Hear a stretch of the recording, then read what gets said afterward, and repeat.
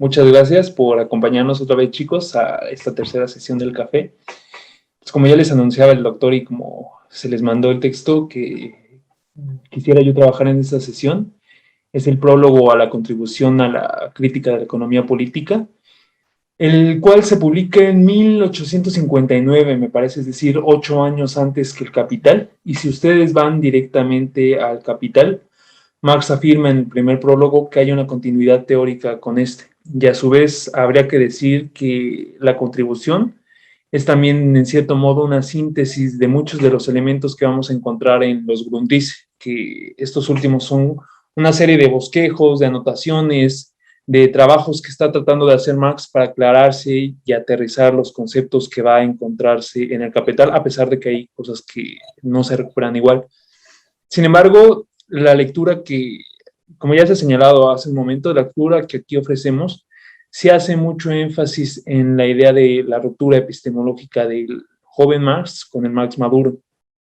Y ustedes van a ver principalmente esto, sobre todo en los títulos que pone Marx en sus obras: la introducción a la crítica de la economía clásica, política clásica, la contribución a la crítica de la economía clásica, el Grundrisse o elementos fundamentales.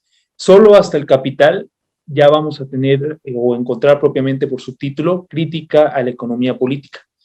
Esto es importante porque ya en el Capital uno ya puede decir que Marx ha logrado generar una definición diferencial de su objeto de estudio frente al objeto de estudio de la economía política clásica. Entonces, me parece que este texto es importante porque permite hacer hasta cierto punto este propio recorrido autobiográfico que Marx está comentando sobre sus estudios, y a su vez condensa de manera pues bastante sintética, bastante breve, esta idea del materialismo histórico que, en palabras del propio Marx, es el hilo conductor de sus estudios. Por eso mismo me gustaría abordar el texto justo un poco siguiendo a Marx en este recorrido de sus propios estudios que está haciendo.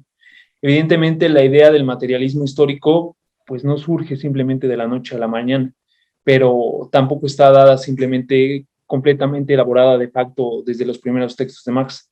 Esta idea del materialismo histórico la vamos a encontrar inicialmente en un texto relativamente temprano de Marx, que es la ideología alemana. En la ideología alemana, Marx ya tiene esta idea de la teoría de la historia, pero aún no tiene los elementos conceptuales para poder defenderla como tal. Toda la idea es que aquí se empiezan a bosquejar las tesis del materialismo histórico, y sin embargo, la suerte del texto es que no se alcanza a ver publicado. De hecho, a Marx parece preocuparle poco el no verlo en vida no verlo en vida publicado. Te refieres a la ideología alemana, ¿verdad?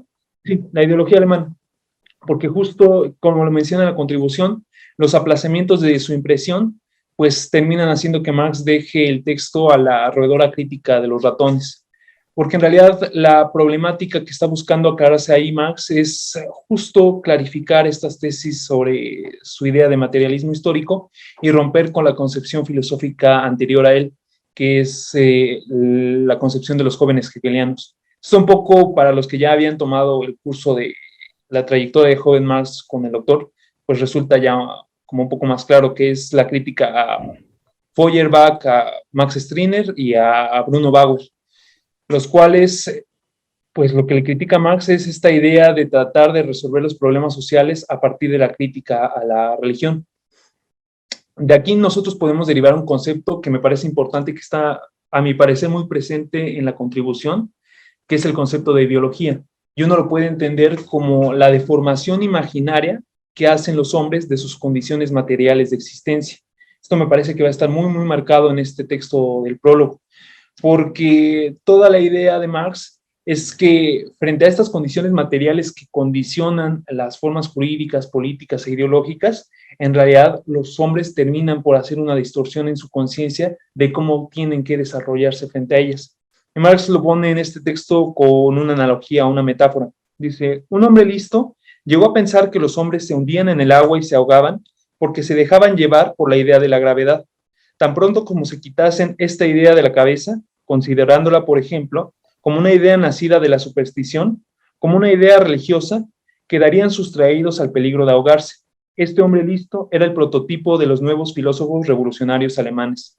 Entonces, este concepto de ideología me parece importante y es curioso porque muchos de los teóricos marxistas no van a haber publicado en vida este texto. Este texto tiene dos publicaciones, una en 1902 y en otra, me parece, en 1926, pero solo se va a publicar en completo hasta el 36, me parece. Es decir, por ejemplo, Lenin, Gramsci, Rosa Luxemburgo no van a verlo publicado en vida. Y sin embargo, el concepto de ideología es importante porque sí permite elaborar una crítica al materialismo histórico en sentido mecanicista. Ahorita, cuando entremos ya más propiamente a la idea de la metáfora del edificio, quiero desarrollarla un poco con más cuidado. Pero si nosotros ya seguimos este hilo conductor que Marx nos está señalando, podemos ver que en el Manifiesto Comunista ya tiene una idea muy aterrizada de esta concepción de la historia que tiene que quiere plantear Marx. De hecho, el Manifiesto Comunista como tal es un texto pedagógico teórico, es decir, está tratando de llegar a tener una buena difusión, entonces las tesis están elaboradas de manera muy clara. Aquí Marx nos dice, la historia de todas las sociedades hasta nuestros días es la historia de la lucha de clases. Hombres libres y esclavos, patricios y plebeyos, siervos, señores y siervos, maestros y oficiales, en una palabra, opresores y oprimidos, se enfrentaron siempre. Mantuvieron una lucha constante, velada unas veces y otras franca y abierta. Lucha que terminó siempre, y aquí hago énfasis, con la transformación revolucionaria de toda sociedad o el hundimiento de las clases en pugna. Y justo hago este énfasis porque parece que Marx hace este énfasis en la bifurcación, es decir, hay una necesidad en la transición, pero también abre la posibilidad de que esta contradicción caiga constantemente a repetirse, por decirlo de alguna manera. Pero bueno, hasta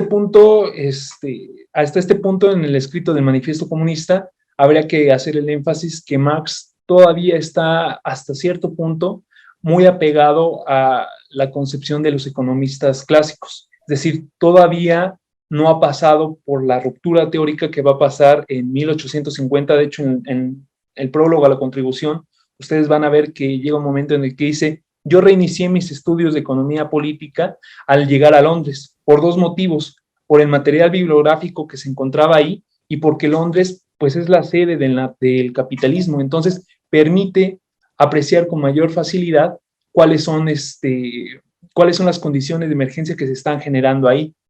Y sin embargo, tampoco es que tenga una relación completamente estrecha con la economía clásica, porque ya se empieza a distanciar de ella. Un texto anterior al manifiesto del Partido Comunista, La miseria de la filosofía, ya establece la crítica a Adam Smith y a Ricardo, señalando de que si bien estos nos permiten explicar el funcionamiento de las relaciones de producción, no explican a su vez la misma producción de estas relaciones de producción, por lo que terminan pensando al capitalismo bajo categorías eternas, fijas e inmutables. Toda la crítica de Marx es tratar de mostrar la transitividad del capitalismo, la transitividad del modo de producción a partir de sus propias categorías, es decir, a partir de las propias contradicciones que le son inherentes. Sin embargo, también en la idea del manifiesto del Partido Comunista, si ustedes lo exploran con más detalle, se van a dar cuenta que hay una crítica a otras formas de socialismo, es decir, a otras formas de capitalismo basada en la idea de ideología, sobre todo al socialismo utópico. Los que le critican a los socialistas utópicos es también tratar de resolver las contradicciones del capitalismo, pero ancladas ya bajo las condiciones del capital, por lo que en realidad las soluciones que plantean resultan ser imaginarias. Entonces, todo el intento de Marx es plantear una teoría científica que efectivamente permita dar cuenta de esas contradicciones sin caer en soluciones imaginarias. Porque a la larga la idea es que si tú planteas soluciones imaginarias, en realidad vas a terminar simplemente reproduciendo las propias condiciones del sistema. Por eso mismo, el texto abre diciendo esa frase de las condiciones jurídicas y las formas políticas se encuentran condicionadas por las formas materiales de existencia, las cuales agrupa Hegel en lo que llama la tradición inglesa y francesa bajo la idea de sociedad civil, y que sin embargo es necesario buscar la anatomía en la economía política. Digo, me gustaría detenerme aquí un poco en estos dos antecedentes, principalmente en Hegel y en esta idea de la sociedad civil, porque si uno va a ver esta relación entre Marx y Hegel, me parece que es bastante compleja. Por ejemplo, un poco anecdotario, alguna vez en una conferencia con Friedrich Neuhaus decía es que la relación entre Marx y Hegel se ha simplificado mucho justo por la metáfora de la inversión. Esta idea que constantemente Hegel se rescata de que simplemente invirtió a Hegel, bastaba ponerlo de cabeza para ponerlo bien, cuando en realidad si uno va a los textos de Hegel se va a dar cuenta que en muchos aspectos tiene tesis muy materialistas y a su vez Marx tiene tesis muy idealistas.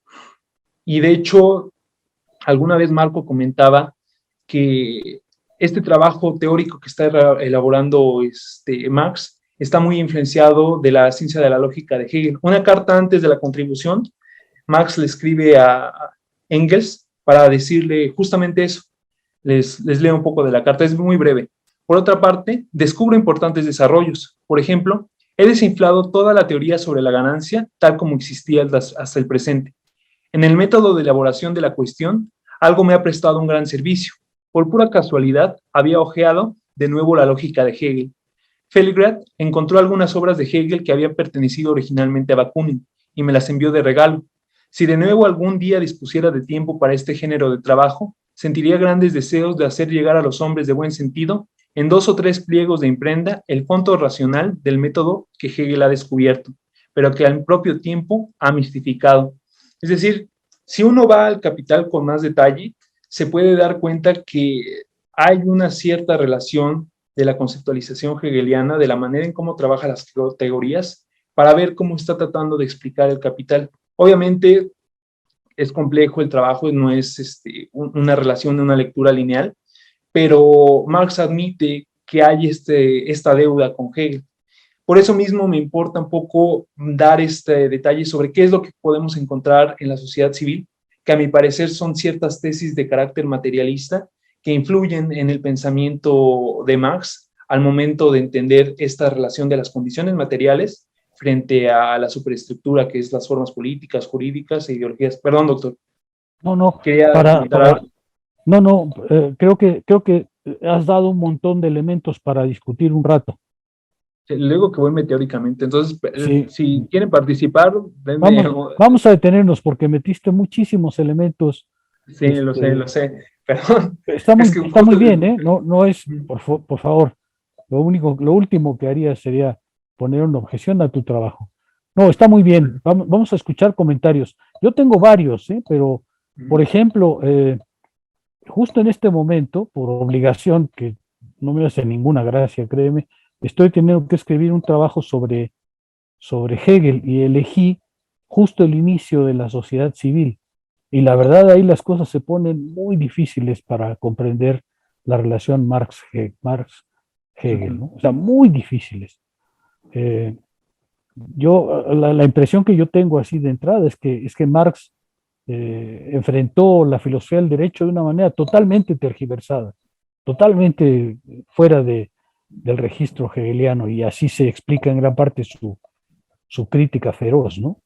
Pero luego ya hablaremos de eso en un momento. Por otro lado, hoy tocas un punto importante, porque aunque tú no estabas presente en la clase de Marx, se suscitó la cuestión de si hay un joven Marx o no hay un joven Marx, o si Marx es el mismo desde siempre, y la barba justifica que todos sus textos sean leídos de la misma manera. Pues yo creo que no, pero en fin, ya veremos qué piensan. A ver, comentarios, porque la idea es que hablen ustedes, jóvenes, no nosotros. Alfonso, ¿Qué tú tienes dirían? la manita levantada.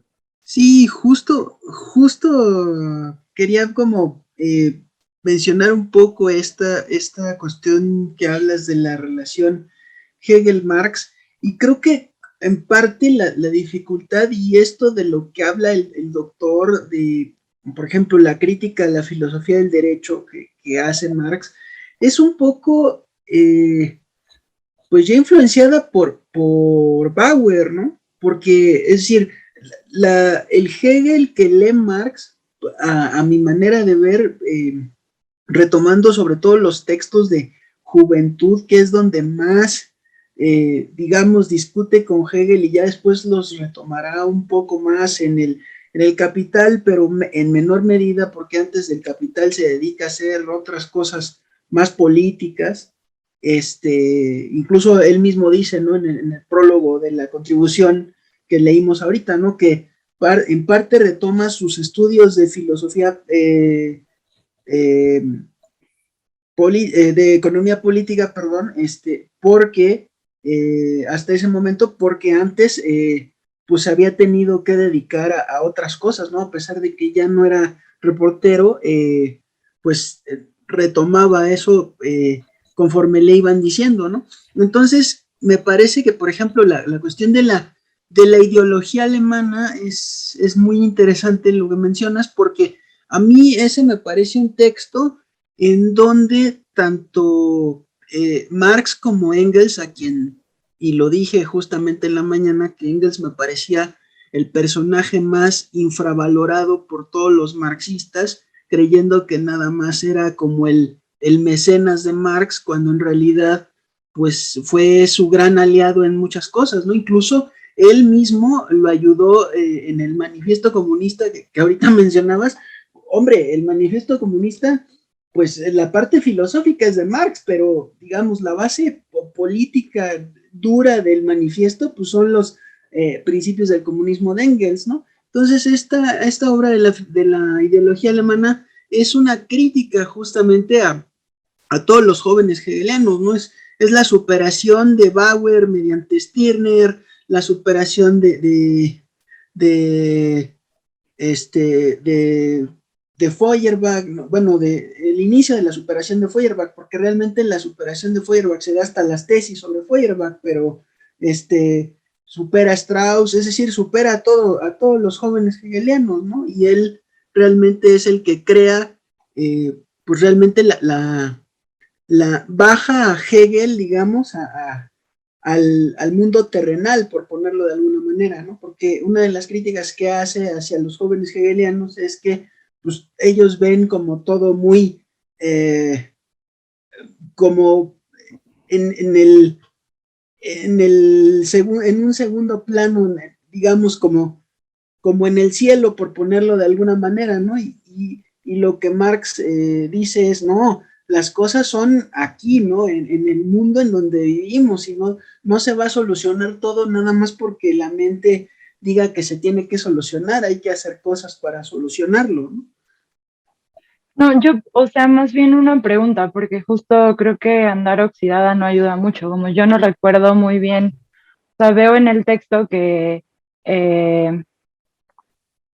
Marx reclama una diferencia frente al concepto de sociedad civil en la idea que está tratando de imponer de las condiciones materiales y tal para integrarlo en el desarrollo del asunto. Pero yo no tengo muy claro, y no sé si se podría hacer justo ahora, cuáles son las diferencias fundamentales que está poniendo de frente Marx para poder entenderlo un poco mejor. Entiendo que quizá yo podría, esto implica una clase larga, pero al quizá menos yo podría darte algunos elementos. Mira, la crítica que hace Marx a Hegel en su libro empieza después de la sociedad civil, en realidad está concentrada en el Estado. Si no recuerdo mal, empieza más o menos por el parágrafo 260, mientras que la sociedad civil empieza a dibujarse en el 190 más o menos, poco más o menos. Creo que estoy trabajando sobre el tema, por eso lo tengo fresco. Ahora, las diferencias son enormes, porque Hegel inicia la sociedad civil no a través de la economía política, sino a través de una suerte de antropología. Para él, la sociedad civil se divide, básicamente, se empieza básicamente a partir de la necesidad y del trabajo. Es decir, Hegel dice ahí, la sociedad civil es el lugar en donde los seres humanos satisfacen sus necesidades.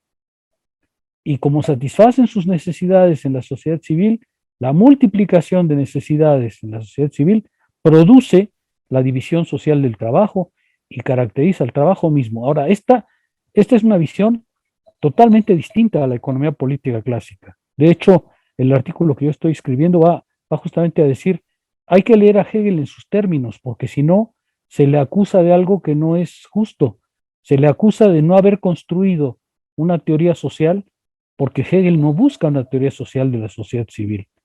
Es decir, lo que Hegel busca es mostrar de qué manera en la sociedad civil burguesa la libertad realiza o no realiza sus fines. Y claro, la conclusión es que no, pero no lo hace a través de la economía política, a pesar de que hay muchos elementos de economía política, y eso hace pensar que Hegel trae la economía política clásica. En realidad no es así.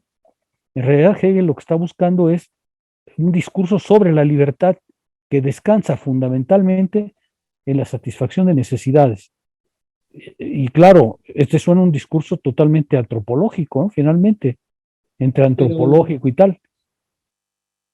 Perdón, doctor, pero también le reconoce Hegel en los primeros párrafos que el objeto de estudio de la economía política es la sociedad civil y que llega a decir que en la masa de hechos contingentes lo que ellos están viendo es tratar de derivar aquellas condiciones de necesidad que se pueden ver entre toda esa contingencia. Lo digo porque también lo estuve leyendo y si bien es cierto que en ese texto que Marx critica pues es un poco distante a lo que está planteando Hegel, a mí me dio la impresión de que propiamente la sociedad civil está fundamentada bajo una concepción bastante materialista, porque la idea de las necesidades, tal como la empieza a describir Hegel, sí tiene un fundamento material bastante fuerte y Sí, va explicando todo ese desarrollo a partir de esa base principal que ha puesto ahí.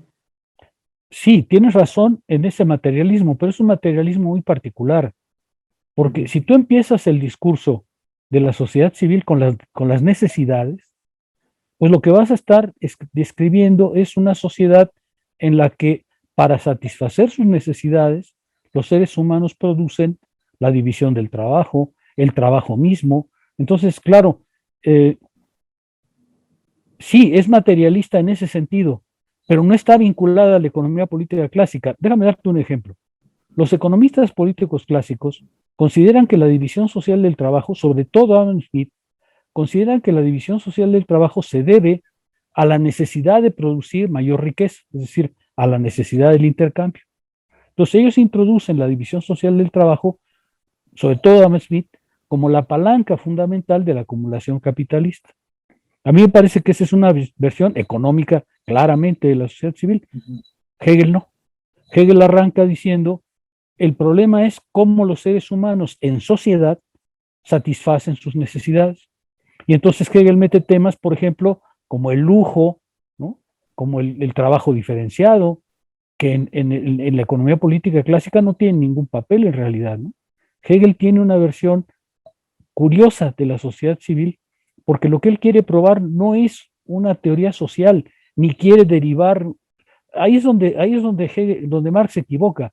Marx piensa que Hegel está tratando de justificar al Estado, de darle algún soporte al Estado. Y Hegel no quiere eso. Hegel lo que quiere en la filosofía del derecho es demostrar que el Estado es la estructura necesaria para la realización de la libertad. De hecho, toda la filosofía del derecho es una demostración. Por eso es que sorprende mucho. Por ejemplo, en la filosofía del derecho, la familia es el primer momento de la etnicidad. Ahora, todos los comentaristas que leen eso dicen, oiga, pero eso no es posible. La familia viene mucho más tarde que el Estado. ¿Cómo la coloca usted previamente si viene mucho después?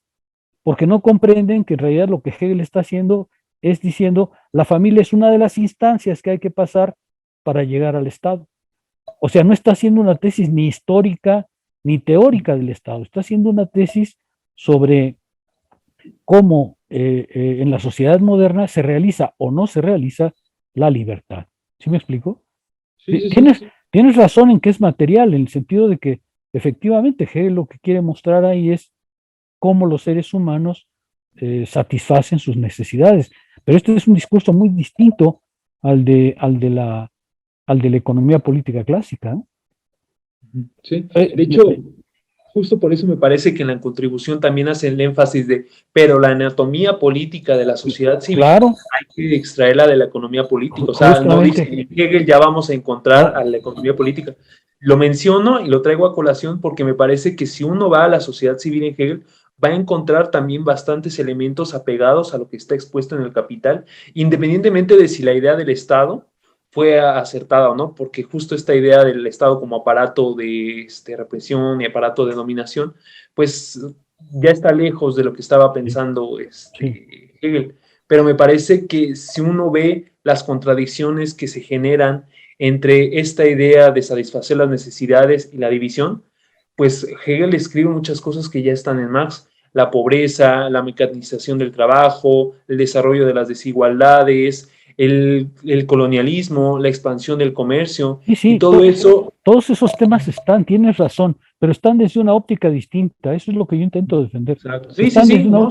Por ejemplo, dice Hegel en uno de los parágrafos de la filosofía del derecho: por esa multiplicación de necesidades se genera la división social del trabajo.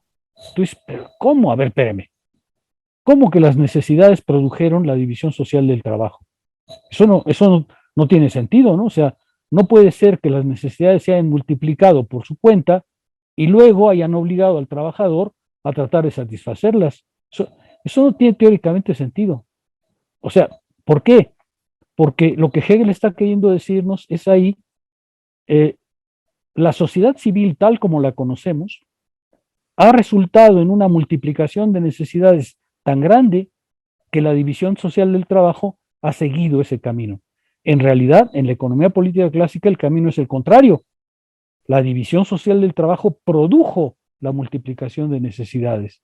¿Sí ves lo que quiero decir? Todo está, pero todo está planteado de una manera muy curiosa. Y por eso es que a Hegel le va tan mal en la sociedad civil. Yo he leído últimamente unas críticas feroces porque literalmente dicen es que no demuestra nada, no está más que reviviendo la sociedad civil como la ve, sin demostrar realmente nada, ¿no? Por ejemplo, el trabajo, fíjate, el trabajo, cuando inicia el parágrafo sobre el trabajo, perdón, ya no voy a hablar más, pero cuando inicia el trabajo, el parágrafo sobre el trabajo, Hegel empieza hablando de los animales y dice, fíjate, arranca diciendo, los animales, a diferencia de los seres humanos, los animales tienen que satisfacer sus necesidades a través del trabajo. Ahora, eso es cierto, pero nada tiene que ver con la noción de trabajo de la economía política clásica. Nada, o sea, nada. Aquí lo que Hegel está diciendo es una bronca en la que además tiene razón, ¿no? El trabajo es, lo que él quiere mostrar es que el trabajo es la separación del hombre de la naturaleza. Tesis filosófica que es perfectamente correcta, pero que nada tiene que ver con la noción de trabajo ni en Adam Smith, ni en Ricardo, porque para ellos trabajo es aquello que justifica el valor del intercambio. O sea, los economistas tienen un rollo y Hegel tiene otro, y cuando leen a Hegel como si los estuviera copiando, le va muy mal porque, pues, efectivamente no va por ahí la cosa, ¿no? Sí. No va por ahí. Es muy interesante eso que tú planteas, porque efectivamente creo que esa corrección que dices de Marx es cierta. Si le atribuyes a Hegel una sociedad civil tipo la economía política, es un fracaso, está muy mal planteado. Bueno, esto en parte, chicos, como es justo para hacerles tratar de... Bueno, esta relación que puede haber entre Marx y Hegel, pues no se reduce simplemente a la metáfora de la inversión. En realidad, se puede extender y hablar bastante de justo esta relación. Yo creo que pasa por ser solo simple. Uno puede hilar más fino y darse cuenta que incluso esta cuestión que menciona el doctor sobre la diferencia entre el animal y el hombre, muchos de esos elementos de antropología que maneja Hegel también van a encontrarse en el Capital. Sí. Entonces, la relación, evidentemente, la pregunta es decir, bueno, y si también en todos estos elementos se pueden encontrar de vinculación entre Hegel y Marx, ¿por qué habría que buscar entonces la anatomía política en la economía política clásica? Y aquí justo tiene que ver con dos elementos que me parecen muy fundamentales. En primer lugar, la idea de la teoría de la historia en Hegel, pues tiene como eje principal la idea de la libertad. Claro. En cambio, en Marx, como les mostraba en esta cita, es la lucha de clases. Y eso le va a dar un carácter más político, todavía más conflictivo en el desarrollo teórico en Marx. También en Hegel está, habría que decir que también tiene esa idea de contradicción, pero principalmente está muchísimo más marcado en Marx. Y por otra parte, porque para la problemática principal de Marx, para lo que primero el interés de Marx justo tiene que ver con el desarrollo del concepto de valor y de plusvalor, porque Marx no quiere explicar el fenómeno del plusvalor simplemente para denunciar al capitalismo. Todo el interés de Marx es tratar de explicar el fenómeno del plusvalor a partir del intercambio de mercancías de valores equivalentes. Es decir, cuando yo estoy intercambiando una mercancía por dinero, efectivamente estoy pagando su valor. Y lo mismo cuando el capitalista compra mi fuerza de trabajo, en ese momento está pagando efectivamente mis condiciones, la totalidad de los medios de subsistencia para poder reproducir mi vida. Y en ese sentido, uno puede decir que el capital no es una teoría ética en el sentido que quiera explicar el capitalismo a partir del robo. En realidad, Marx se sostiene como científico, como teoría científica, tratando de explicar el movimiento esencial que explica las contradicciones intrínsecas al capitalismo. Por eso mismo no se trata simplemente de causas antagónicas como si fueran buenos y malos. En realidad, Marx dice, aquí la crítica tiene que ser completamente explicada en términos lógicos. Y para eso sí es necesario recurrir tanto a Adam Smith como a Ricardo, porque en ellos dos sí vamos a encontrar un desarrollo de estos conceptos de valor y plusvalía con sus propias herramientas, a ver qué decir, porque en Adam Smith lo que vamos a encontrar ya es esta idea de que el trabajo produce el valor. Y sin embargo, si uno empieza a ver la crítica que le establece a Ricardo, es que los elementos que nos ofrece Smith no son suficientes para poder explicar la creación de plusvalor. Smith nos explica cómo se genera el valor, pero no el plusvalor. Y Ricardo empieza a tener una comprensión mucho más general de la contradicción entre el capital y el trabajo. El problema es que, tal como lo plantea Ricardo, todavía está muy planteado dentro de los términos fenoménicos de los que se plantea el plusvalor. Espero que no esté siendo un poco abstracto. Si ya llevaron el capital con el doctor, pues espero que... Pero justo la crítica de Marx a la economía política es que los economistas clásicos logran explicar el plusvalor en sus formas fenoménicas, la renta, el interés, el beneficio, pero no tienen un concepto que los permita abarcar todos y explicar el mecanismo general por el cual funcionan. Entonces, Marx lo que trata de explicar es justamente ese mecanismo que está funcionando sobre aquello que los economistas políticos clásicos ya están describiendo, pero no logran comprender dentro del mecanismo general. Por eso mismo es muy importante remitir a eso, y es lo que les menciono. Ahí es donde está la anatomía política de la sociedad civil. Y esos van a ser los dos antecedentes a esta idea del materialismo histórico que vamos a tener en Marx. Me parece que aquí se pueden ver, por un lado, en Hegel, como estos fundamentos tanto dialécticos de las categorías como de la antropología, y por otro lado, en la economía política clásica, la idea de valor, la idea de plusvalor. Entonces, Marx ya tiene toda una tradición que lo precede detrás. Creo que el punto que acabas de tocar puede suscitar varias discusiones, porque justamente hoy estábamos leyendo esa parte del Capital en la que Marx se pelea con la economía política clásica. Pues yo justo sí creo que, o sea, hay como un intento de examinar los defectos y los puntos positivos, ¿no? En la economía política clásica por parte de Marx, ¿no? Ya vimos que justo esta articulación que le critica a Hegel de la libertad, él la categoriza un poco aquí, y se me hace un poco curioso que sale la categoría de ideología, ¿no? Justo veíamos que después ya en el Capital es una categoría que se abandona, aunque me causó un poco de problema comprender por qué le suscita a Marx para abandonar esta categoría de ideología, ¿no? Bueno, el punto es que Marx hace este examen de la economía política clásica y recupera de Ricardo justo hacer sistemático, ¿no? De la exposición y la, digamos que la concatenación lógica de la demostración ya en un sentido completamente científico. Sin embargo, le reprocha pues la falta de historicidad en sus categorías, ¿no?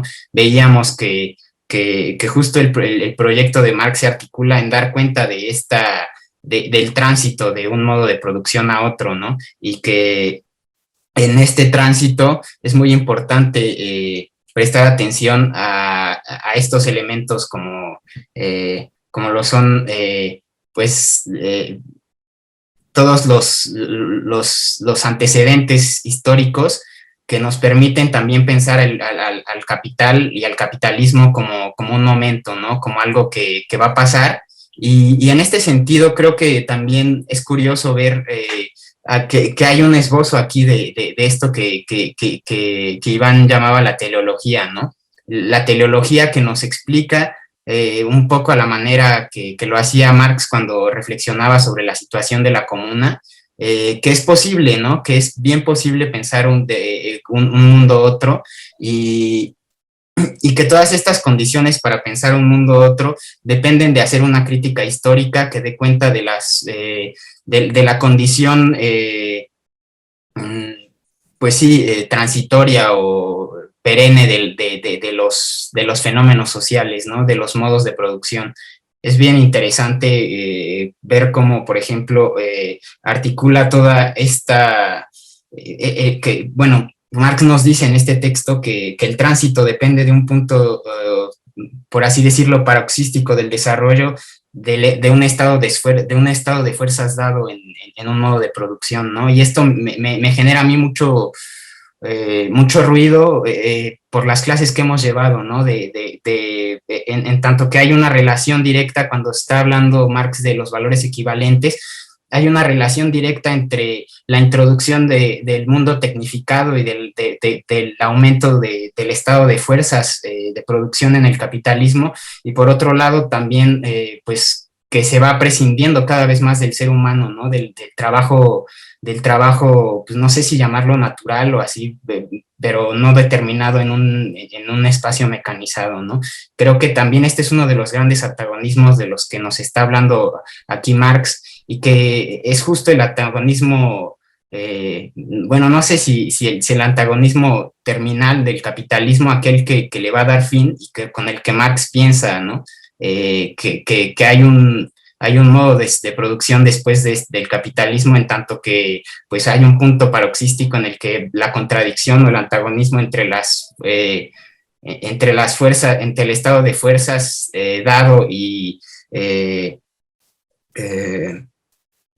pues el grado de objetivación de cómo este antagonismo impide la reproducción material de la vida para el trabajador. Bueno, no sé, se me hace un punto muy interesante este antagonismo, no sé si terminal, quizá ustedes podrían ayudarme a ver si es esta teleología, ¿no? A lo que se refería Iván, este punto terminal de los antagonismos que ya después no se pueden, que ya no son resolvibles al interior del sistema mismo, ¿no?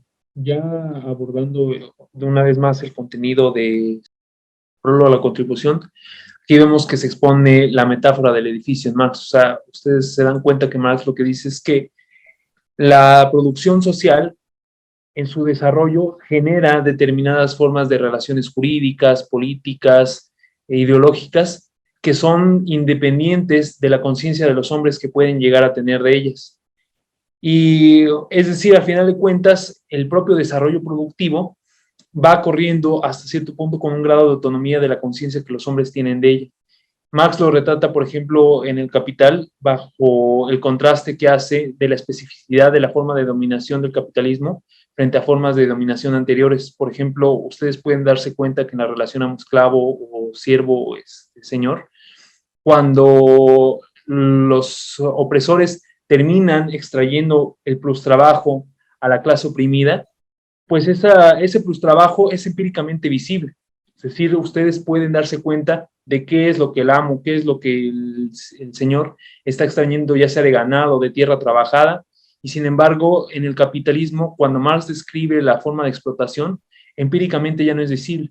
El obrero o el proletariado ya no se da cuenta de qué es de eso que está trabajando, la ganancia y el plustrabajo o el plusvalor que está obteniendo el capitalista, y porque necesitas de toda una construcción teórica para poder dar cuenta de ese mecanismo. Es decir, la conciencia por sí misma no puede dar cuenta de su dominación, la puede resentir, porque efectivamente cuando entra el capitalismo, los obreros resienten una forma de dominación y sin embargo no la pueden explicar. De ahí que surjan muchas soluciones ideológicas para tratar de dar cuenta de ella. Y si nosotros vamos sobre este camino en su forma más radical, Marx llega incluso a afirmar que este movimiento de valorización del valor, de autovalorización del valor, es tal que en realidad es el sujeto autónomo, es el sujeto del proceso de producción capitalista, en donde los individuos particulares, es decir, el proletariado y el capitalista, pues no son más que meros soportes de relaciones. Y en este caso podríamos decir, sí, pues Slim podría decir que él es el que está guiando la manera en cómo va a invertir sus intereses, en qué proyectos quiere hacer, pero en realidad él está siendo simplemente el soporte de una serie de relaciones, un engranaje dentro del proceso. Y esto lo advierte Marx incluso en uno de los prólogos, dice, no pinto las cosas color de rosa, no voy a decir que el capitalista está haciendo milagros y que nos está ayudando, pero aquí no se trata de individuos, aquí se trata simplemente de intereses de clase y de cómo determinados sujetos representan a esos intereses de clase, porque al final de cuentas el individuo no deja de ser un producto social. Por eso mismo, en estas partes, con lo que menciona Marco, a mí lo que me gustaría resaltar es las diversas interpretaciones que se han dado en función de la metáfora, porque una de las advertencias que hace Althusser de la metáfora es que hay que tomarlas como tal, como una metáfora que permite hasta cierto punto una cierta gama amplia de interpretaciones. Por ejemplo, el caso de una lectura mecanicista, de que si nosotros leemos el prólogo a la contribución directo, parecería que todo está determinado por las condiciones económicas y no hay un espacio para la libertad del sujeto porque su conciencia está siempre distorsionada. Entonces, se han hecho incluso esta interpretación sobre la teleología que mencionaba Marcos, que les decía que Zizek también la hace.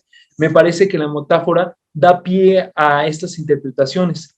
Y toda la idea es que para poder restringir el sentido de la metáfora, es necesario inscribirla dentro del marco conceptual de Marx, porque eso es lo que va a permitir que la amplitud de sentido, las diferencias de interpretación que podamos hacer se restrinjan a un sentido más objetivo.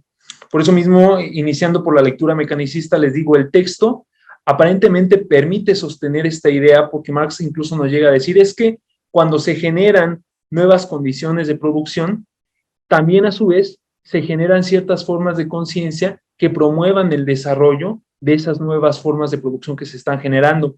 Por ejemplo, tal caso lo podemos ver, por ejemplo, con los procesos disciplinarios. Cuando Marx nos relata en El Capital que cuando el capitalismo entra, no encuentra ya obreros constituidos de facto. Es necesario todo un proceso de disciplinarización para que poco a poco los mismos obreros puedan aguantar el régimen laboral, ya sea de 8 horas, incluso más amplio. Obviamente en El Capital lo describe con procesos mucho más amplios. Incluso el puro hecho de que podamos estar sentados escuchando una plática durante 2 horas ya habla de un proceso de normalización que no existía antes. Entonces, Marx da pie a esta idea de que el modo de producción condiciona las conciencias, pero un poco más adelante advierte, las formas jurídicas, políticas, religiosas, artísticas o filosóficas, en suma ideológicas, son aquellas dentro de las cuales los hombres cobran conciencia del conflicto y lo dirimen. Y por eso les hacía al inicio de la plática el énfasis frente al concepto de ideología, porque si bien es cierto que hay una asimetría de la conciencia frente a sus condiciones materiales de existencia, esta ideología también sirve para problematizar esas condiciones de existencia.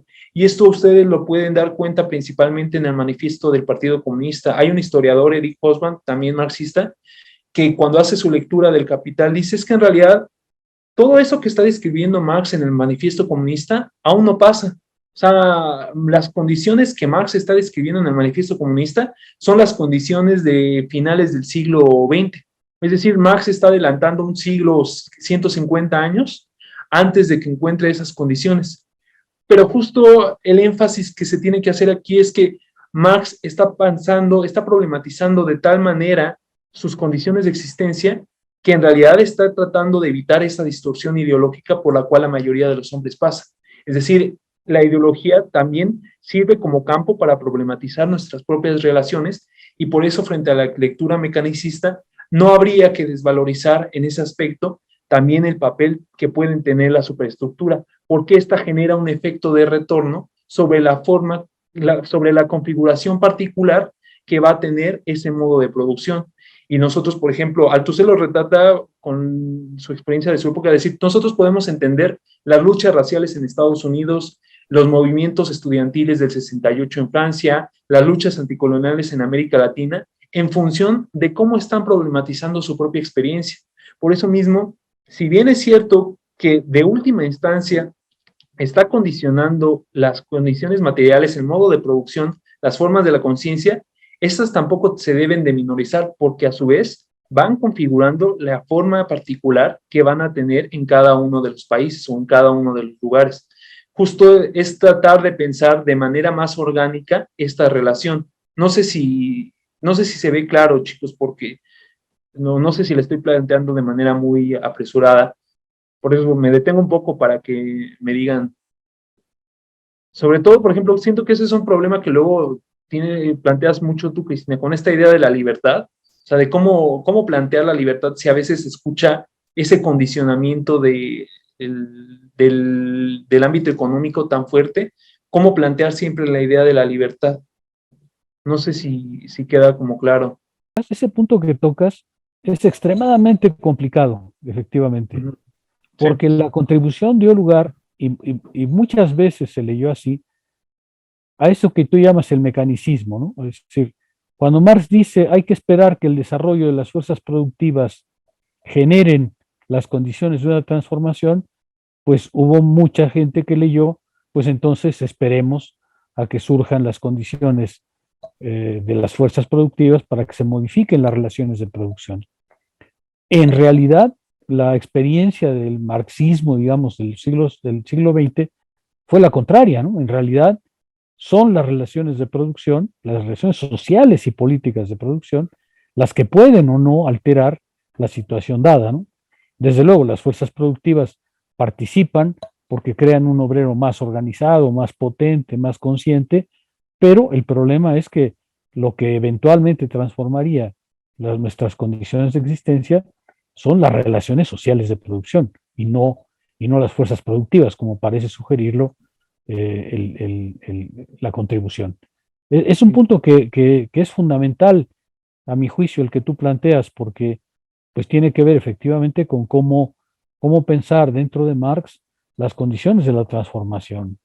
Sí, esta parte de la lectura mecanicista que hacías, bueno, yo se lo pude ver, lo que no me quedaba claro era como su contrarrespuesta, por ejemplo, de la parte mecanicista, en el prólogo, en la página 5, ahí yo subrayé una parte que dice, no es la conciencia de los hombres lo que determina su ser, sino por el contrario su existencia social la que determina su conciencia, ¿no? En esta parte sería la parte en que el individuo está inverso en sus estructuras materiales, y por ejemplo, un poco más a la mitad, dice, se debe explicar esta conciencia a partir de las contradicciones de la vida material, a partir del conflicto existente entre fuerzas sociales productivas y relaciones de producción.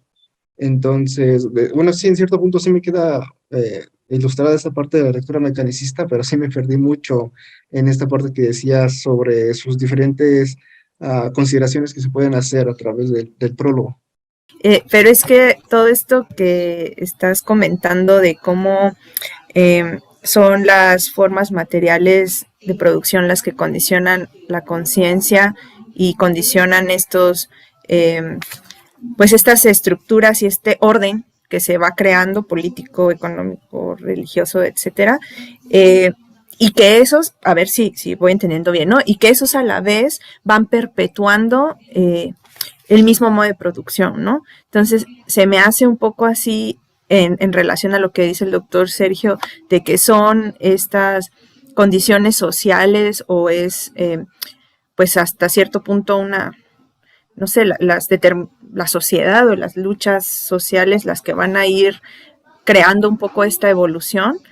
Pensaba como en una especie de dialéctica entre estas dos cosas, ¿no? Porque es un poco como el huevo y la gallina. Entonces, ¿quién está configurando, no? Primero, si la condición material está configurando la conciencia y va a determinar a la conciencia, entonces pues hay que fijarnos en la transformación de las cosas materiales, pero a la vez, si eso lo determina, pareciera que la conciencia también se encuentra un poco anclada, ¿no? O sea, como sin salida, ¿no?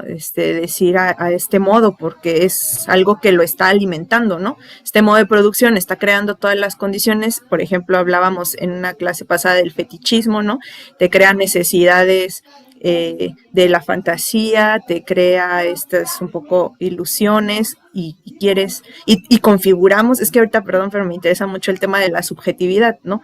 Entonces, sí, incluso creo que se llega a configurar una subjetividad individual, ¿no? A través de todas estas formas de pensamiento que uno va aprendiendo, ¿no? En los medios de comunicación, etcétera, etcétera. Entonces, pues bueno, no sé, me quedé un poco ahí perdida entre si puede haber también como una especie de dialéctica, ¿no? De que sea entre el individuo y lo social y regresar a lo individual. No sé si me expliqué, es que estoy un poco...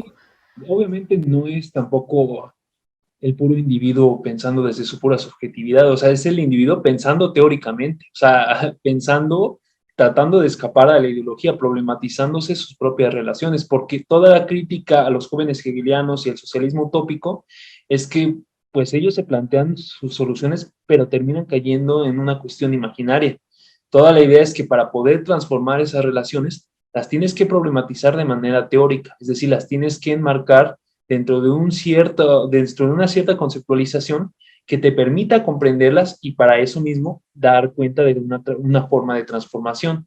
Marx lo ilustra, por ejemplo, con el desarrollo de las ciencias naturales, o sea, dice, nosotros podemos dar cuenta, y justo aquí les quiero dar esta idea de que en realidad este desarrollo de la conciencia no es meramente lineal, o sea, es decir, se mueve dentro de diferentes instancias. Por ejemplo, Marx nos dice que todo el desarrollo de las ciencias naturales pues está guiado desde la revolución industrial hasta nuestros días por la búsqueda de extracción de plusvalor.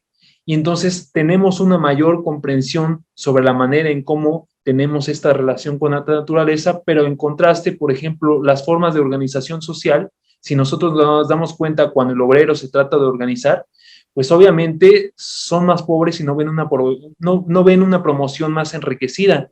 Entonces, lo que vamos a ver es una idea en Marx de causalidad estructural. Mientras que unos ámbitos se desarrollan con fines del interés del capital, otros no van a tener esa promoción porque benefician el movimiento los intereses de una determinada clase. Por eso mismo, toda la idea es que justo tienen que ver cómo problematizar la reproducción de ese sistema social para ver hacia dónde está tendiendo.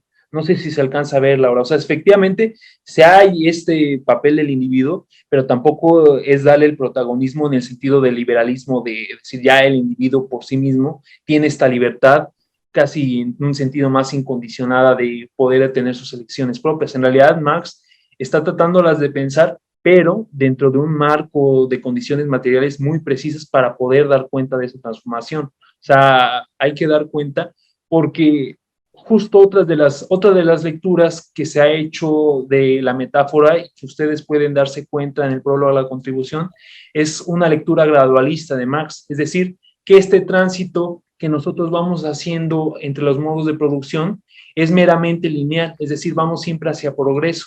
Cuando justamente también esta idea, este contraste que les digo de la autonomía de las diferentes instancias, también permite problematizar en Marx que efectivamente, o sea, sí hay un avance. Marx lo enfatiza, permítanme que se las lea la cita de la contribución, dice, una formación social jamás perece hasta tanto no se hayan desarrollado todas las fuerzas productivas para las cuales resulta ampliamente suficiente y jamás ocupan su lugar relaciones de producción nuevas y superiores antes de que las condiciones de existencia de las mismas no hayan sido incubadas en el seno de la propia antigua sociedad. En los Grundrisse tenemos una afirmación que dice, la belleza del capitalismo consiste en que frente a las conexiones basadas en lazos de sangre o de esclavitud, son preferibles y superiores las formas de conexión que nos están dadas en el capitalismo.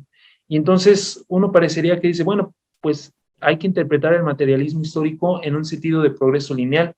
Pero si nosotros vamos viendo cómo plantea esta idea Marx, también nos llega a decir que, ahondadas a las contradicciones del capitalismo, ciertas sociedades, sobre todo las que no estaban en Inglaterra, tienen todavía los males por detrás del feudalismo. Y entonces lo que hace el capitalismo, pues, es terminar sumando sus propios males particulares a los que ya tenían antes. Por eso mismo, habría que problematizar con mucho más cuidado esta idea de desarrollo entre los modos de producción, porque no está simplemente pensando en una idea de progreso meramente lineal. Puede haber avances y retrocesos en ciertos aspectos. El problema que plantea Laura es extremadamente gordo, y justamente ciertos marxismos parecen haber sido incapaces de comprender eso que Laura llamaba, o que creo que podía llamarse, digamos, la perspectiva de la revuelta individual, ¿no? Algunos como nosotros, por ejemplo, en mi caso, por eso me ha resultado interesante Foucault, ¿no? Porque ante un marxismo que pensaba que si no es una lucha de clases, es decir, si no está dedicada a echar para abajo la plusvalía, no vale nada, pues lo que hubo fue una gran fuga hacia adelante de muchos movimientos sociales que justamente rechazan sus condiciones de existencia, no necesariamente basados en una terminación del capitalismo. Y yo creo que un marxismo renovado debería ser capaz de reconocer toda esa diversidad de movimientos sociales que efectivamente rechazan sus condiciones de existencia y que, sin que necesariamente se proponga el fin del capitalismo, sí en cambio lo impulsan hacia contradicciones cada vez mayores y cada vez más abiertas, ¿no? Lo que quiero decir, un poco en la línea de Laura, esto que tú planteas es muy importante, porque yo creo que un marxismo renovado, un marxismo más fresco, debería dar cuenta también de un montón de resistencias, insubordinaciones, rebeliones, no subjetivas, no, porque no son nunca subjetivas, ¿no? Los seres humanos rechazan las condiciones de existencia, pero las rechazan, digamos, desde la perspectiva que adoptan, ¿no? Rechazas un problema de género, rechazas las prisiones, rechazas las condiciones de trabajo, rechazas el trabajo en línea, es decir, y eso los agrupa necesariamente, no individualmente, pero sí en grupos específicos. Bueno, yo creo que el problema es tan grande para por lo menos los que queremos pensar en Marx, que habría que empezar a ver cómo reconocer la importancia de estos movimientos sociales que son de rebeldía, de insubordinación, sin necesariamente enmarcarlos en la lucha de clases global que hemos visto que no está caminando por el mismo camino, ¿no? Me parece que ese problema que planteas es muy importante porque justamente tiene que ver con la sensibilidad que el marxismo mostró o no a muchas formas de rebeldía social, pues que no supo reconocer y que en cierto modo llevaron a su desprestigio, ¿no es cierto?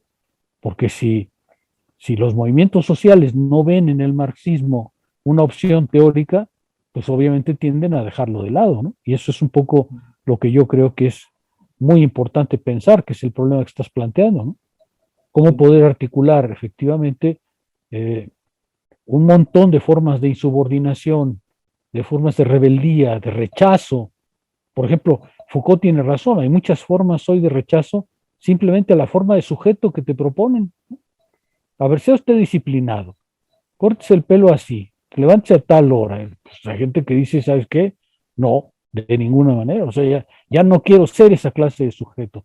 Bueno, pues yo creo que el marxismo debería ser capaz de decir, bueno, ¿de en qué medida movimientos de esa naturaleza, que son movimientos de rechazo al capital directamente, pueden ser comprendidos teóricamente? Y ahí coincido contigo. Tienes que echarle teoría para poder decir, no son movimientos simplemente voluntaristas, son movimientos que tienen un sentido, que no pueden ser abandonados simplemente a su suerte, pero tienen que ser comprendidos. Ahí es donde esa relación entre la conciencia, digamos, individual y grupal y los movimientos de conjunto son importantes, ¿no? ¿No crees?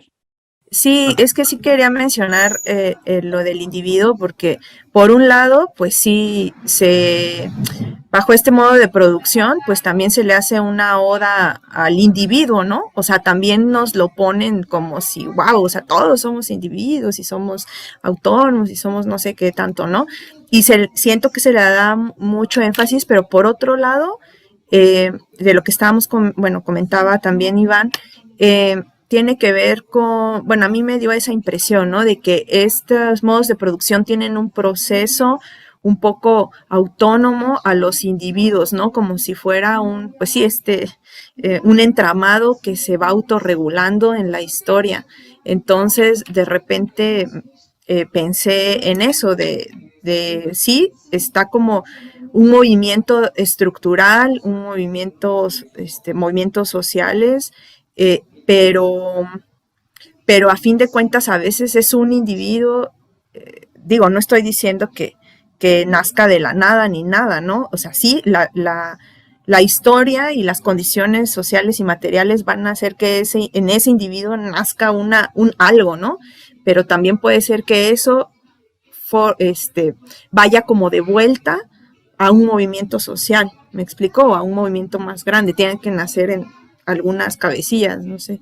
Sí, yo sí entendí bien, o sea, justo como en esta línea hay una parte en el texto donde dice literalmente, las condiciones materiales para su resolución ya existen o cuando menos hayan en proceso de devenir, ¿no? Que era como lo primero que decían. Y justo pensando en esto de la integración de otras nuevas diferencias, como en esta actualización del marxismo, más adelante, como 3 líneas más abajo, Marx dice algo como las relaciones de producción burguesas son la última forma antagónica del proceso social de producción, ¿no? No sé si esto en específico es a lo que están llamando como actualizar esta nueva forma de integración de diferencia, o si esa forma de, o sea, como ese antagonismo o esa dialéctica de clases es lo que sigue manteniendo la contradicción dentro del movimiento lógico de Marx. En estas partes, yo creo que Marx se puede ver más sensible justo en esta idea como de si efectivamente todos los países tienen que transitar o no al modo de producción capitalista. Yo creo que Marx es bastante sensible del papel que tiene la superestructura para el cambio social, porque si tú vas a los escritos sobre la comunidad rusa, ya cuando Marx, después de 4 años del Capital, ya empieza a tomar más relevancia, termina recibiendo 2 cartas de 2 rusos en diferentes años, uno de una revolucionaria y otro de un teórico, que le preguntan, ¿efectivamente la comunidad rusa tiene que pasar por el capitalismo? Pues obviamente están preocupados porque Rusia todavía no transita hacia el capital. Y Marx dice desde un primer momento, pues de entrada, todo lo que yo describo dentro de la acumulación originaria tiene que ver con la inestabilidad histórica de Europa Occidental. Para poder hablar de la situación rusa, me he tenido que poner a estudiar, es decir, hace un estudio diferencial sobre la situación rusa, y de lo que doy cuenta es que Rusia ha hecho lo más que ha podido estos últimos 20 años para caer dentro de las condiciones del capital, pero aún no cae. Y va a perder esa oportunidad única que tiene en la historia si no hace algo antes para poder frenar las contradicciones del capitalismo. Es decir, Marx sí concibe la posibilidad de que la teorización sobre las propias condiciones del capital frenen de hasta cierto punto todas esas, de hecho, frenen las contradicciones en las que pueden caer, porque incluso lo maneja un poco en el texto del Capital, en uno de los prólogos, dice, una nación puede aprender de otra. No podemos evitar necesariamente todas las fases del capitalismo, pero sí podemos hacer que el parto sea más breve y menos doloroso. Y en ese sentido, mucha de la respuesta hacia la comunidad rusa va en ese sentido. Es decir, Rusia tiene que detectar las condiciones actuales hacia las cuales va dirigiéndose hacia el capitalismo, y sin embargo tiene que organizarse de tal manera que una revolución social permita frenar esas condiciones.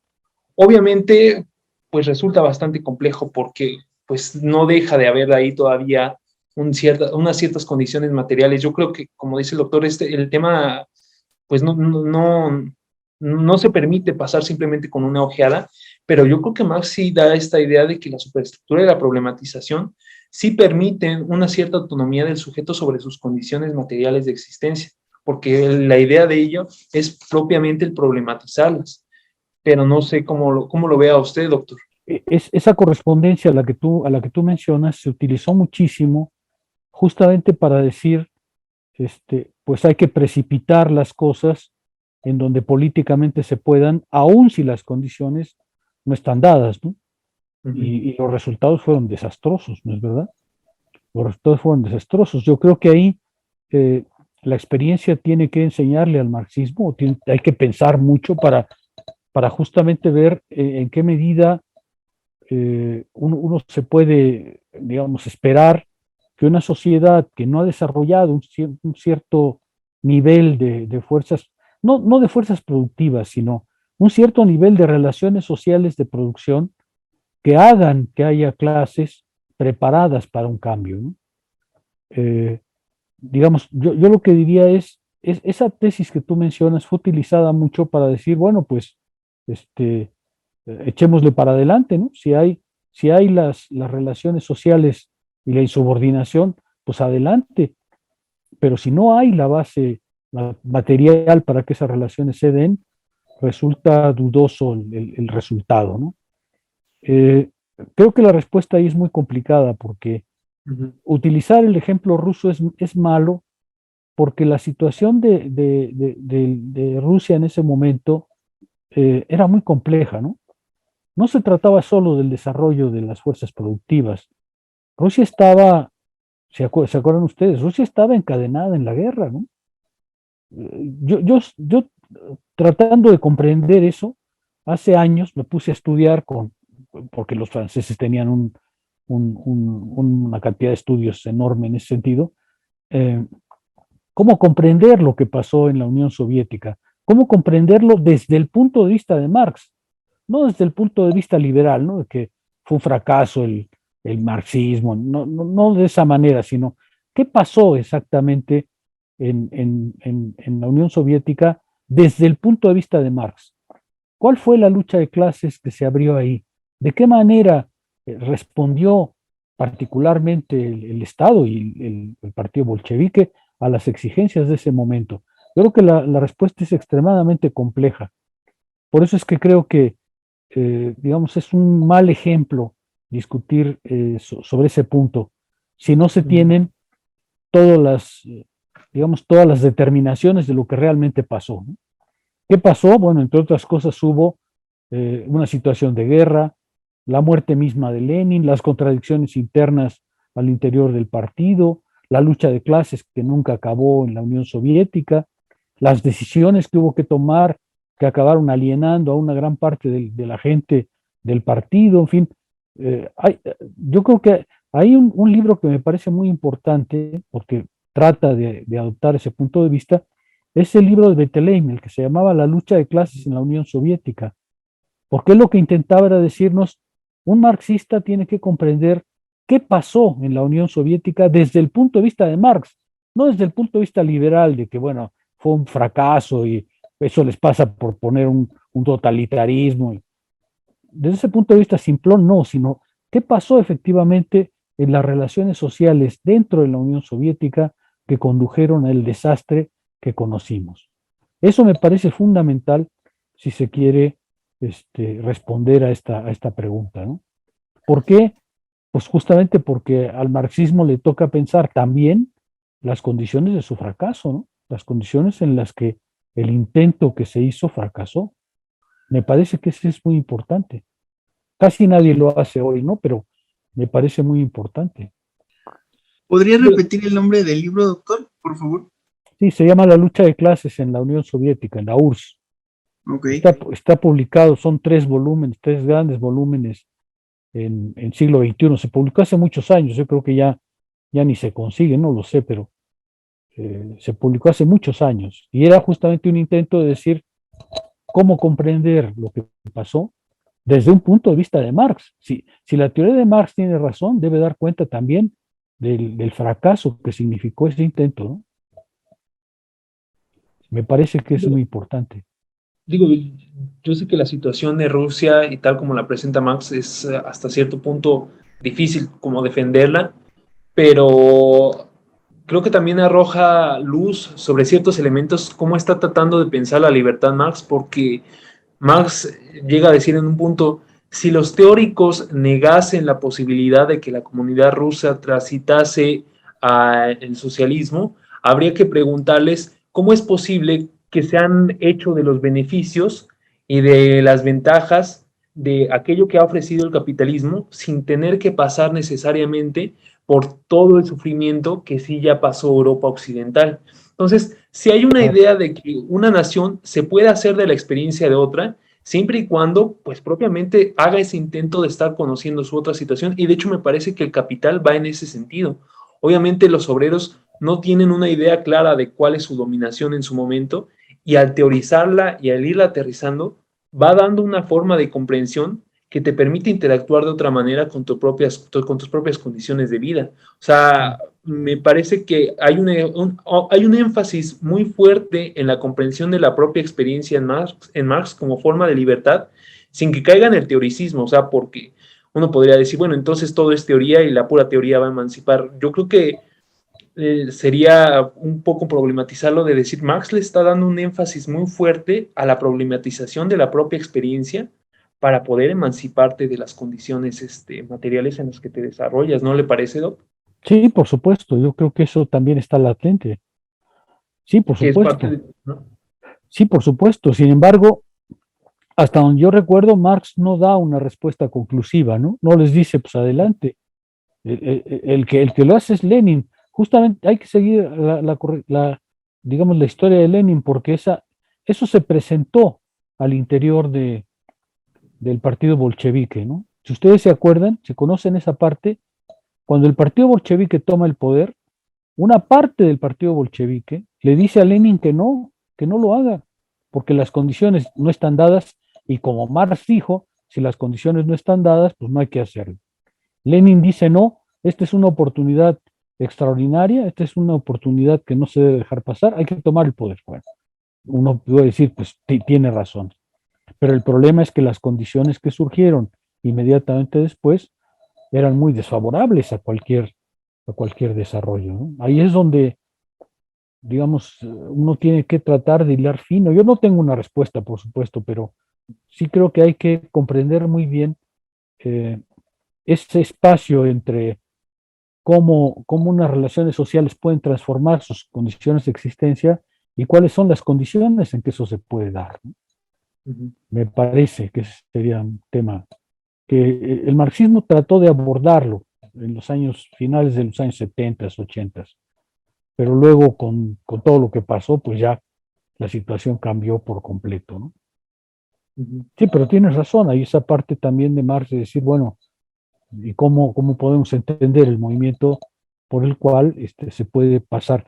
¿Te acuerdas que Marx, si no recuerdo mal, Marx hace énfasis en que la situación del campesino ruso, eso que llamaban una suerte de comuna rusa, podía ser una base para hacer las cosas, pero cuando uno examina el libro de lo que pasó en la Unión Soviética, se da cuenta que muy rápidamente, no los campesinos rusos, sino los grandes terratenientes rusos tomaron la visión contraria a la de la revolución, y por supuesto ahí se generó una lucha de clases que no se pudo resolver, ¿no? Si te acuerdas, una de las cosas que hace Lenin es decir, como hace falta grano, pues a decomisar grano, ¿no? Y entonces el problema es que el decomiso de grano, que era indispensable para la Unión Soviética, pues acabó alienando a gran parte de la clase productora agrícola, ¿no? En fin, eso es lo que yo creo que hay que ir hilando fino, ¿no? Decir, bueno, ciertas condiciones materiales, objetivas, pueden permitir o no ese tránsito. Desde luego que la conciencia y las relaciones sociales juegan un papel fundamental, pero también entran en conflicto muchas otras cosas que hay que comprender, creo yo. Sí, sí, sí. Pero pues no sé, chicos, ¿quieren comentar algo? Yo quería como resaltarles esto porque justo la idea de materialismo histórico, Marx hace mucho énfasis de que es el hilo conductor de sus estudios, y me parece que ya viendo esta relación del capital con el materialismo histórico, uno puede darse cuenta de que pues tiene bastantes elementos como para poder discutir todavía como esas cuestiones que tratamos de señalar, pero no sé si tengan algún comentario. Sí, pues a mí me parece bastante interesante como analizar ese tipo de actualizaciones o la crítica, ¿no? La crítica de Marx por parte pues, de la lectura más contemporánea, ¿no? Porque justo, no sé, me viene a la mente en este afán justo muy ideologizado de acelerar las cosas, estos movimientos marxistas del aceleracionismo y lo del decrecentismo, ¿no? Que son como las dos posiciones contrapunteadas y justo están sumidas en una posición ya no científica del marxismo, sino que hacen ideología del materialismo histórico y justo tenemos estas consecuencias, ¿no? Tremendas en las que se nos dice que le demos vuelo a la hilacha para que el mundo se acabe más rápido, ¿no? Y es como de, caray, o sea, ese tipo de cosas o lo del decrecentismo, ¿no? Que no comprende que hay un itinerario propio de despliegue de las condiciones materiales y de las fuerzas, sí, de las fuerzas sociales dadas, del estado de fuerzas en un modo de producción dado, que justo por eso el modo de producción capitalista se fue asumiendo con grados diferenciales de temporalidad en diferentes países, ¿no? Porque pues estos tenían que equilibrarse, ¿no? Digamos que hay una condición asimétrica ahí y cuando escuchas cosas como lo del decrecentismo, pues dices, caray, pues es que justo intentan sacar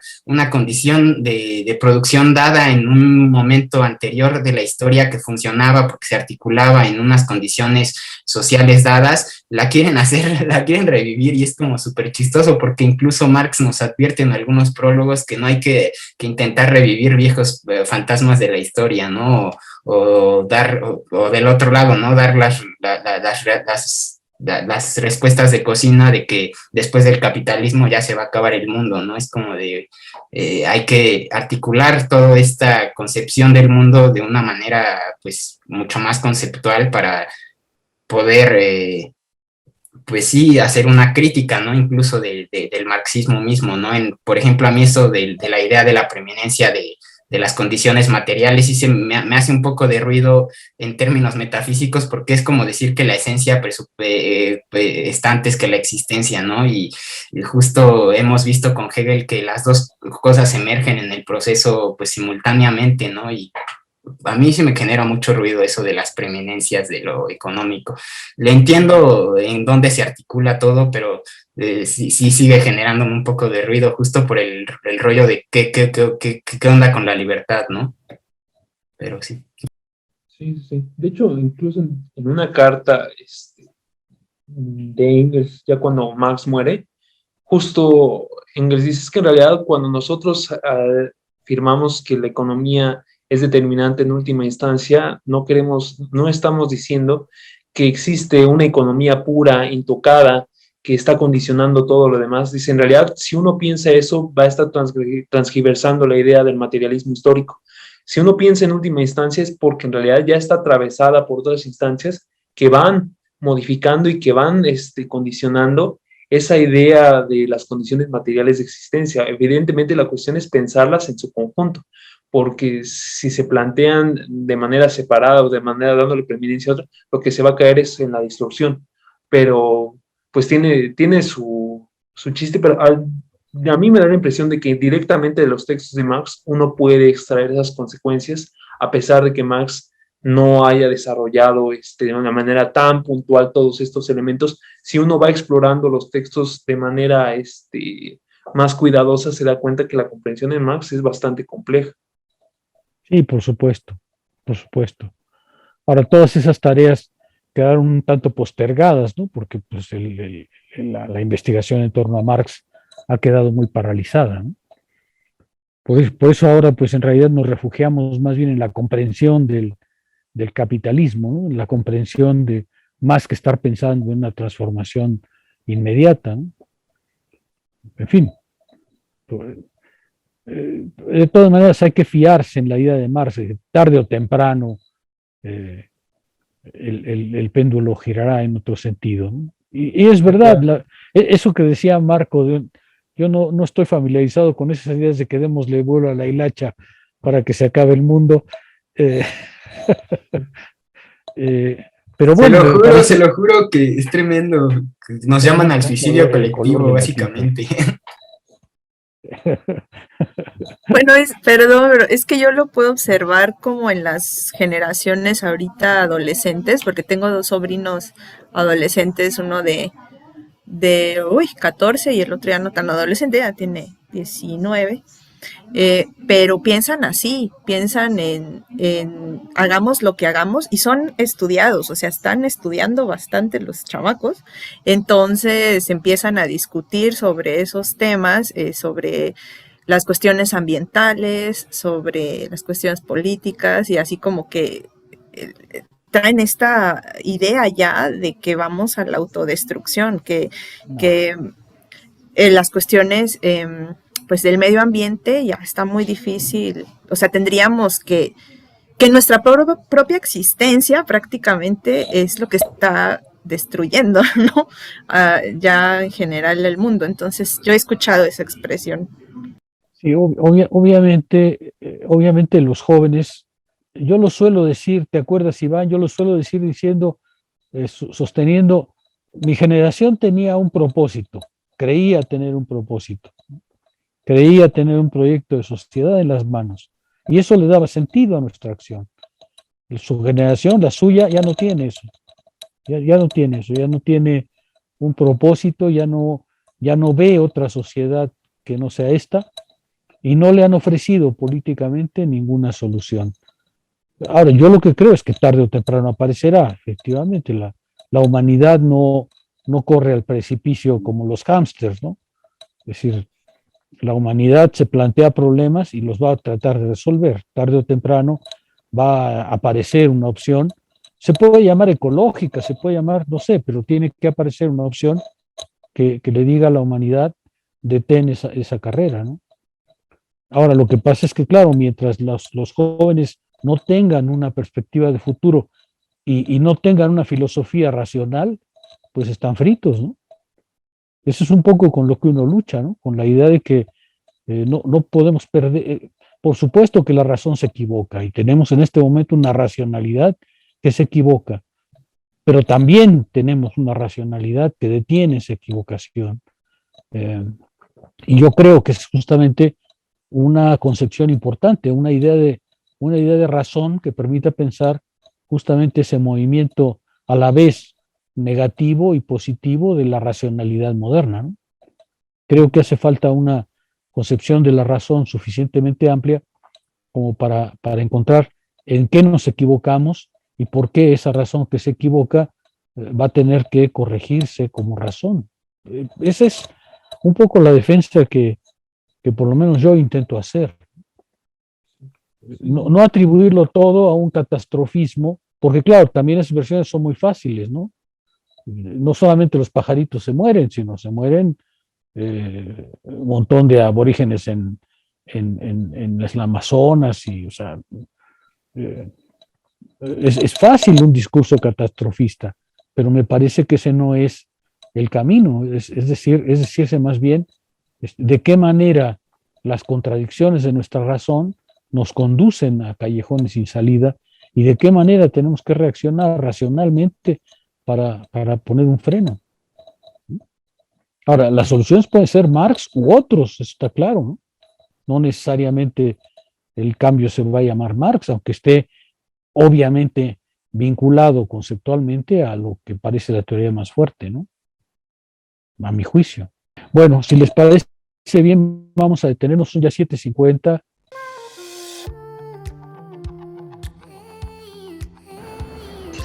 Escape to the genuine Mayan culture at Tulum, Mexico. Casa Bix Abil was inspired by ancient Mayans' way of life, originated in the 12th century. The name Bix Abil means, how is your path in life? Those are the words used by Mayans people to say, today in modern culture, hello. The meaning of our place, it's invite you to reflect your path in life by experiencing the unique Mayan stay. Live in a Bix Abil community, feel at home. Our place offers you the opportunity to connect to other people by Mayans experience. perfect to families and friends for travel. Kids welcome and friends groups until 6 persons by room.